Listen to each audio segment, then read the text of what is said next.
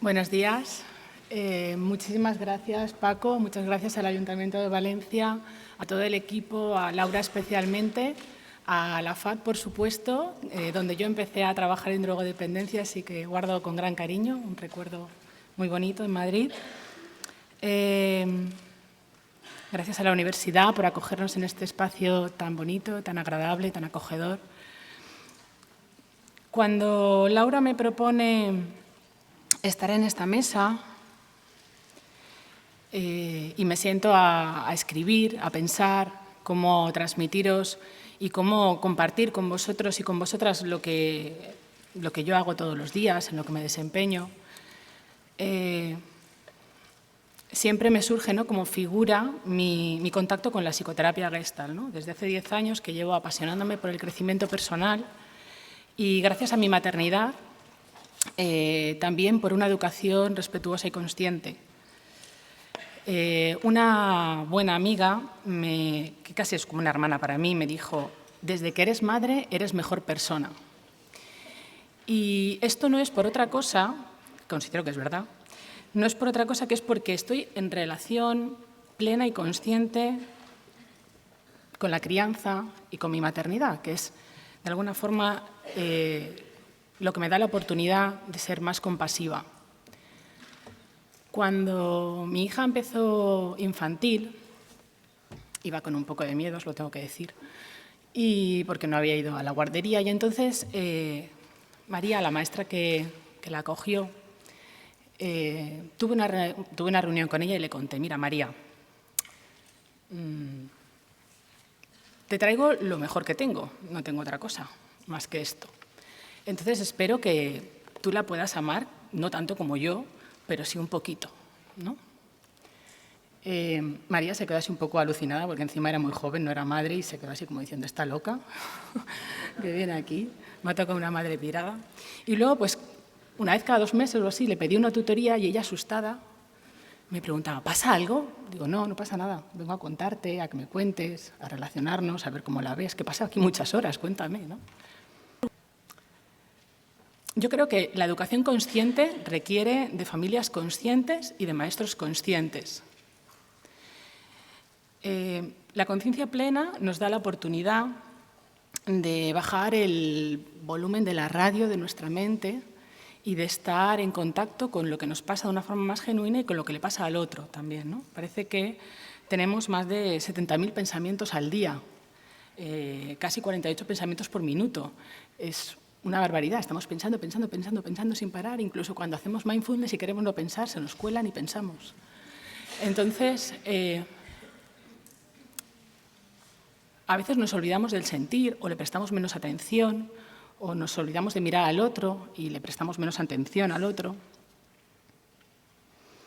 Cuando César, al que yo tenía mucha ilusión por ver, ha estado compartiendo sus vivencias y su forma de ver la educación, y ha puesto como título de la conferencia: escuchar para enseñar mejor. Yo he pensado: ostras, qué guay, me ha introducido mi parte de la presentación, porque he pensado: escucharme para enseñar mejor. ¿Cómo voy a escuchar al otro? ¿Cómo voy a enseñar educación emocional en las aulas? ¿Cómo voy a gestionar un conflicto si yo no me miro los míos, si no sé cómo son mis emociones, de qué color son, qué dificultades tengo, con cuáles? Me acuerdo, una de las experiencias de Mislata fue que un profesor comentó que se sentía muy angustiado y que no manejaba bien el silencio, o sea, el ruido en el aula, porque cada vez que él se giraba a escribir en la pizarra, pensaba que los alumnos estaban burlando de él y que eso le hacía sentir muy mal, ¿no? Si él no tenía bien gestionado su propia emoción del miedo, pues difícilmente iba a poder trabajar esa gestión con sus propios alumnos, ¿no?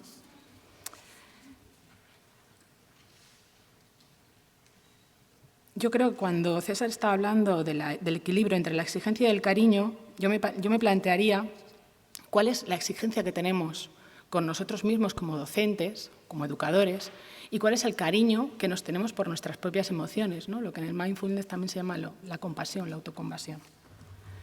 Y cuando nos centramos en los talentos, que estaba comentando también César, me plantearía, ¿y yo, como docente, cuál es mi talento? ¿Yo con qué trabajo mejor? A través de la música, a través de las películas, como trabaja él, con los cortos. ¿Cuál es mi talento? ¿Yo con qué trabajo mejor? Porque esto es lo que voy a tener, esta es la oportunidad que voy a tener para conectar con el otro. Por eso, la educación emocional, yo entiendo que aunque está muy bien, que puede haber una asignatura y todas estas cosas que ya en algunas comunidades se dan, yo creo que tiene más que ver con una forma de conocerse, de organizarse para llevar al aula a la persona, no solamente al docente, sino también a la persona con todos sus recursos. Es decir, yo puedo prepararme una asignatura utilizando pedagogías activas, utilizando grupos de trabajo, pero ¿y yo cómo voy a motivarles, cómo les voy a llenar de pasión por lo que ellos tienen que hacer? Apasionándome yo. No puede ser de otra forma, desde mi forma de ver. A mí, antes lo ha preguntado una de las personas del público y me ha gustado mucho, porque era mi pregunta, si hubiera estado por aquí César, ¿no? ¿Qué te ha pasado para mandar deberes hasta la 1 de la mañana a no mandar ningún deber? Y yo creo que en algún punto él pues, hizo su propio crecimiento personal, ¿no? A veces, por supuesto, no tiene por qué ser con la psicoterapia, pero sí desde la reflexión y desde la escucha propia, ¿no? De yo quién soy y entonces cómo voy a estimular quién es en el alumnado. Los adultos hemos convertido en muchas ocasiones lo que llamamos la sabiduría organísmica, que nos regula, en hábitos y en automatismos por el proceso de aculturación, ¿no? Y estos a veces, cuando ya vamos siendo adultos, aunque no nos sirven, los seguimos utilizando como una herramienta que tenemos ahí puesta, ¿no? A veces nos defendemos de cosas de las que ya no nos tenemos que defender. Es como, no sé, ¿alguno de vosotros tiene Windows 4 o Windows 5 en su casa? ¿En su ordenador? Nadie. ¿O es que os da vergüenza? Nadie, ¿no? Vale. ¿Y por qué?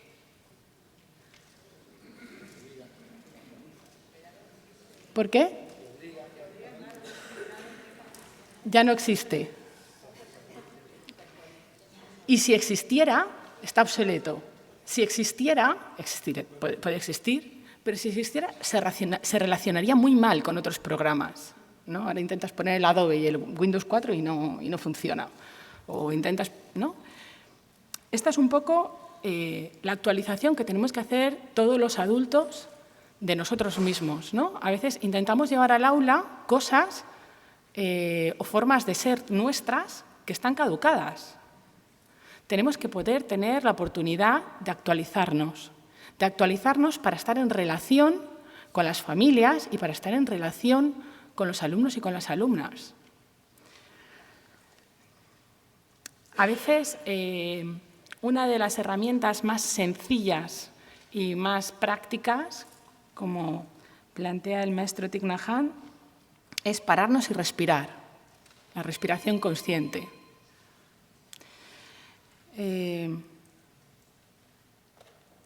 Intentar no reaccionar al otro, dejar un espacio entre lo que a mí me pasa, lo que me suscita esto que está sucediendo en el aula y quién es ese otro que está activando esto, ¿no? Estoy de acuerdo con lo que ha dicho Carmen del conflicto y de las emociones difíciles. Yo, a veces, cuando trabajo con esto, no me gusta la clasificación de emociones positivas y negativas, sino el año pasado, en uno de los cursos que daba para profes y luego tenía una versión en el aula, cuando hablábamos de las emociones difíciles, una de las emociones difíciles que los niños sentían como de más difícil gestión era el amor. Cuando todo el mundo dirá, oh, ¿cómo le puede resultar a alguien complicado gestionar el amor? Pues sí, a veces es muy difícil gestionar el amor. Entonces, hay veces que tenemos emociones como la alegría que podemos manejar bastante bien.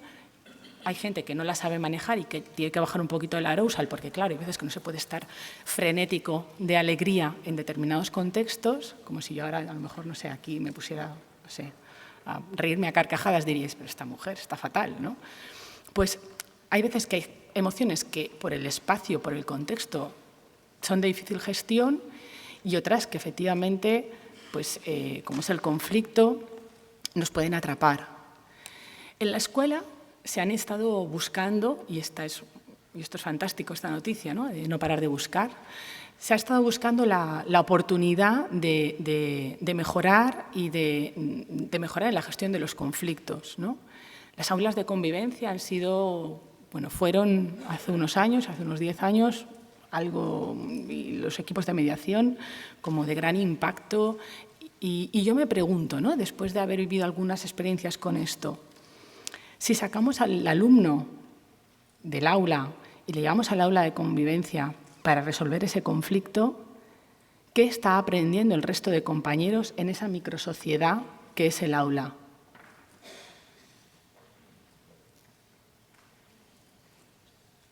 ¿De alguna forma puede ser que ellos hayan participado en ese conflicto? Por omisión, por alentarlo, puede ser que ellos tengan... Y en cualquier caso, ¿estarán aprendiendo de cómo se resuelve ese conflicto si no lo ven resolverse? El año pasado en un aula que trabajábamos, después de trabajar con el profesorado, una demostración de algunas herramientas, bueno, yo había puesto un power ahí súper chulo para hacer la primera parte de conocer las emociones, ¿no? Y entonces poníamos muchas imágenes diferentes. Y entonces me giro y en un momento estaba dándole al ordenador para pasar la pantalla, un microsegundo, me vuelvo a girar y había 2 niños, estábamos en tercero de primaria, 2 niños pero pegándose puñetazos, pegándose enérgicamente, puñetazos, no así un empujoncito y tal. Paramos la sesión, por supuesto ya no trabajé nada más de lo que tenía previsto trabajar, como le pasarán a todos los profesores y maestros que lleven así su trabajo. Y entonces trabajamos todos juntos, toda el aula, qué es lo que había pasado. En lo obvio era un niño le ha pegado un puñetazo en la cara a otro niño. Eso era lo obvio. ¿Es reprobable? Sí, no es una conducta positiva, está clarísimo. ¿Pero por qué? ¿Qué ha pasado? ¿Qué le ha pasado a este nene que le ha pegado un puñetazo en la cara al otro nene? Porque eso, a no ser que tengas un trastorno de conducta o tengas un trastorno de la personalidad, tampoco es muy normal si no hay una causa por otro lado. Todos escuchamos cuál era la versión de cada uno. Solamente el hecho de ponernos en círculo y poderlo comentar estos dos ya estaban alucinados, porque lo primero que hicieron ellos mismos fue, bueno, la profe que estaba en el aula, fue la intención de sacarlos del aula. Y entonces yo le dije, bueno, ¿me das permiso? Y ella me dijo, sí, tú haz, y yo aprendo. Digo, bueno, pues vale. Y se puso a mi lado la profe para poder hacerlo con ella y los 2 niños. Uno explicaba, el que había dado el puñetazo, era un nene gordito, grande, que no tenía muchos amigos en clase. En su afán de querer hacerse amigos o de demostrar sus afectos por una nena guapísima que había en el aula, rubita, con ojos azules, deliciosa, le había regalado un boli de purpurina a la niña. Un boli de purpurina. O sea, eso es, yo qué sé, como si te regalan a ti un libro de César Bona, lo mismo, firmado. Entonces, le regala el boli de purpurina y la niña, que no le había hecho ni caso al regalo, no había conseguido sus intenciones de que fuera amiga suya, le regaló ese boli a este otro niño, con el cual ni se habla. Es más, no es que no se habla, es que sus familias entran por diferente puerta en el colegio porque no se pueden ni ver y, de hecho, ya se han buscado para pegarse las familias. Entonces, el niño, yo pude escuchar el dolor de, yo que soy un niño rechazado, le regalo el boli a esta niña que es fantástica y encima de que no me hace caso, encima se lo regala a este otro niño, que tampoco sé si se la regaló o se lo ha quitado. Yo lo he visto, su boli encima, que él lo estaba utilizando y que estaba así y tal. Entonces, el arrebato de agresividad, de salir y pegarle un puñetazo, ha sido algo para él incontrolable. Cómo el resto estaba posicionándose en un bando o en otro era alucinante.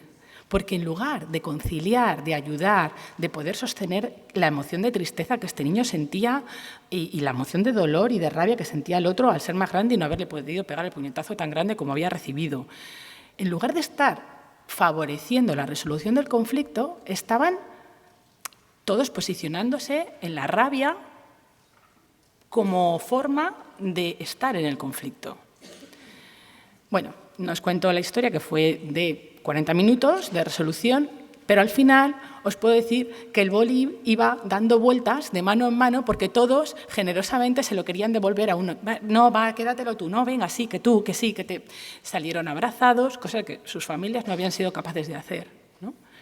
Y todos los niños entendieron la importancia de ser respetuosos con las emociones de los demás, además de, por supuesto, pedirse disculpas. Sacar el conflicto del aula no es una solución del conflicto, no enseña.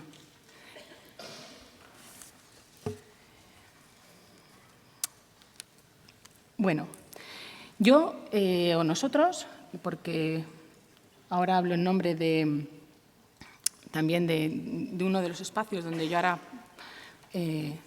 ocupo mi tiempo de trabajo, que es con Evalúe, nosotros nos planteamos ¿cuál es la forma, entonces, de trabajar la educación emocional?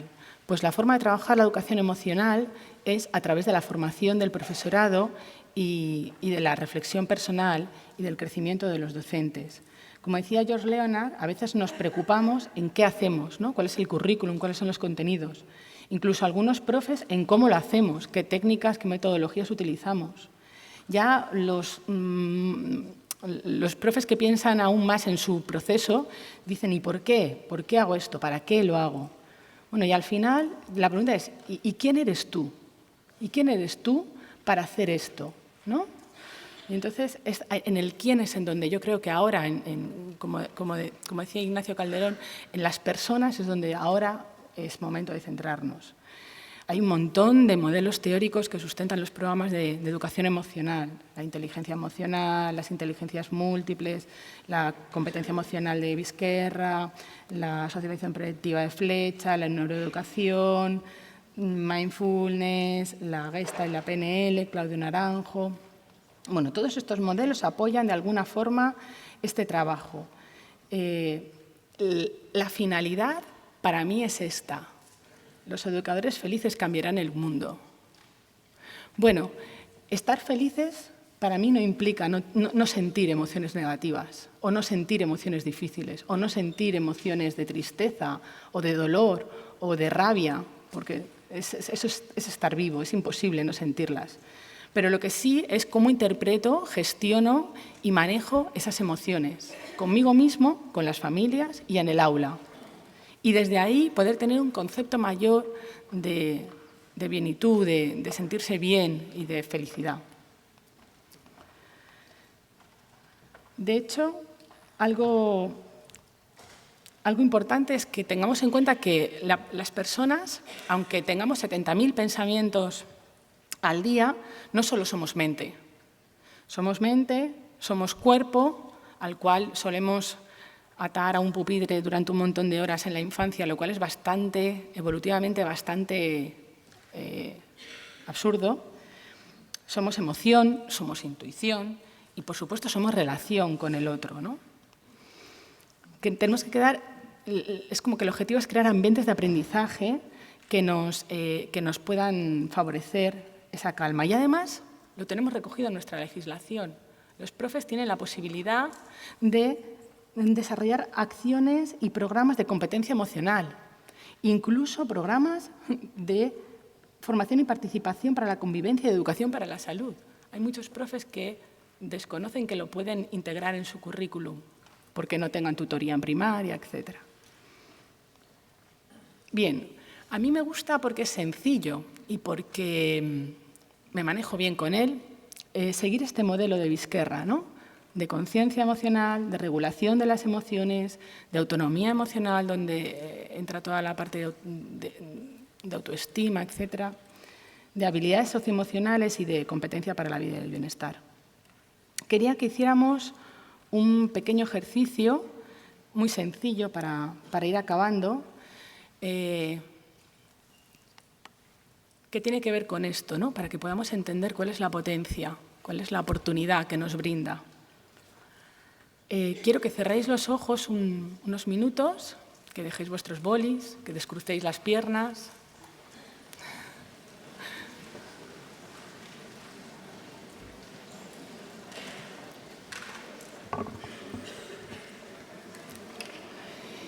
Quiero que cerréis los ojos, estéis en silencio, entréis en contacto con vuestra respiración.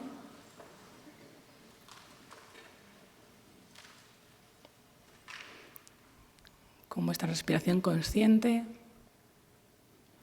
notando cómo el aire entra suavemente por la nariz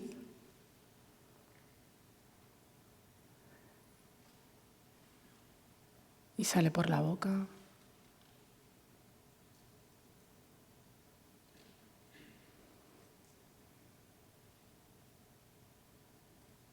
Inspirando y soltando.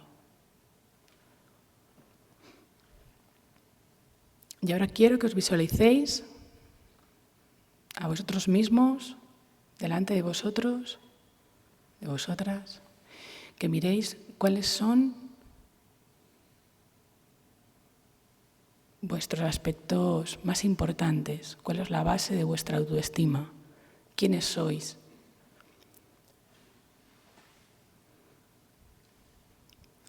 Yo soy amorosa, yo soy trabajadora, yo soy inteligente.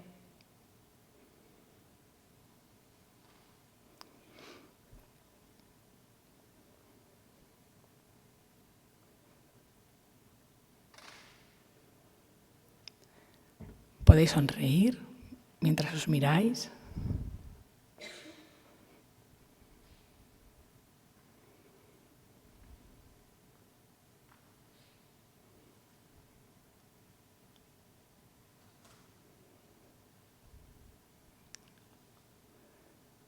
En esa lista al menos tienen que haber 6 cosas, 6 características.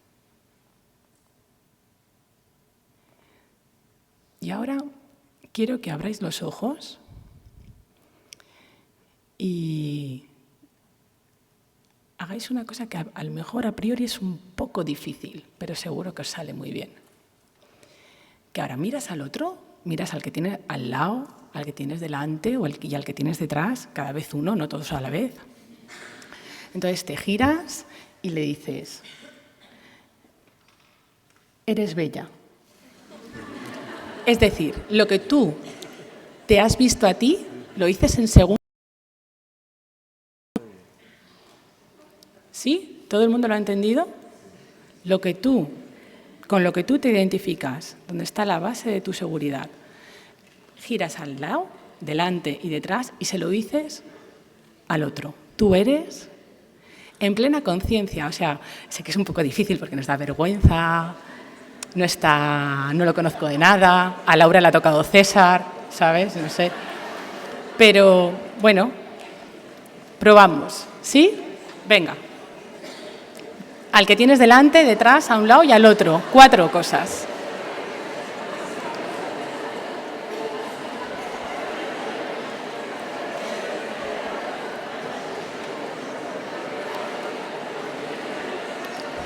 No seáis tacaños y tacañas, decirles cosas a los de delante y los de detrás también. Oye, ¿y qué os ha pasado cuando habéis escuchado algo bonito del de delante? Algo con lo que a lo mejor, cuando lo habéis oído de la boca de otro, decís, ostras, pues sí, ¿no? ¿Qué os ha pasado? Por lo pronto ahora sonreís algunos más de los que sonreíais antes. Parece que es una energía de movimiento, ¿no? De estar bien. Francisco Mora dice que solamente se puede aprender lo que se ama. Yo no creo que solamente, porque, bueno, pues a veces también aprendemos por otros motivos, ¿no? Pero es un buen motivo.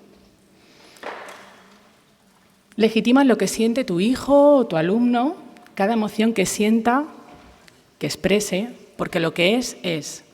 A veces tenemos la sensación de que como son pequeños de estatura, sus sentimientos valen menos que los de los adultos o son menos importantes. Ayudémosles a ponerle palabras a lo que sienten, porque a veces cuando son pequeñitos les falta léxico, ¿de acuerdo? Y entonces les podemos dar palabras y ellos luego las utilizan para bien, para reconocerse. Localiza en el cuerpo, en los gestos, los ritmos respiratorios, ayuda a reconocer la emoción. Es diferente. Cuando más o menos puedes reconocer en qué parte del cuerpo está la emoción, puedes ver cómo eso evoluciona, ¿no? No renuncies rápido. Solemos querer salir rápido de las emociones difíciles. A veces es mucho mejor estar con la emoción difícil un rato largo y poder comprobar como ya ha pasado lo más duro, ya es otra cosa, y la puedo utilizar, como estaba diciendo Carmen, para mejorar, para ser mejor. Dale herramientas para elaborar y profundizar en lo que siente. Un cuento, un dibujo, bailar, cantar, la respiración, visualizar. A mí me gusta mucho del libro de Linda Lantieri, de inteligencia emocional, me gusta mucho, en lugar del rincón de pensar, el rincón de paz. Me gusta mucho esa herramienta para el aula, como un espacio, y para casa, como un espacio donde podamos estar cuando sentimos una emoción que nos cuesta gestionar y poder sentirse en esa emoción y estar un tiempo pintándola, escribiéndole, achuchando un muñeco, escuchando una música relajante. Luego, cuando pasa esto, y vuelves otra vez a tu cuerpo, ¿qué pasa ahora? La semana pasada en un curso de profes, una profe estaba muy agobiada porque había tenido un conflicto con su aula y venía y decía, lo siento aquí, siento un nudo aquí, que es que me los hubiera cargado todos, es que lo siento aquí. Al rato de haber manejado esa emoción, de haber estado en contacto con esa emoción, le preguntaba, ¿y ahora cómo es?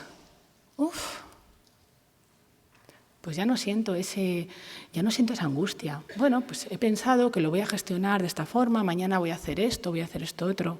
Ella dándose cuenta de su propia emoción. Bueno, yo creo que el crecimiento personal de los docentes, la inteligencia emocional, la educación emocional es posible en la escuela, desde la psicoterapia, también en la familia. Hay muchas herramientas, cientos de herramientas.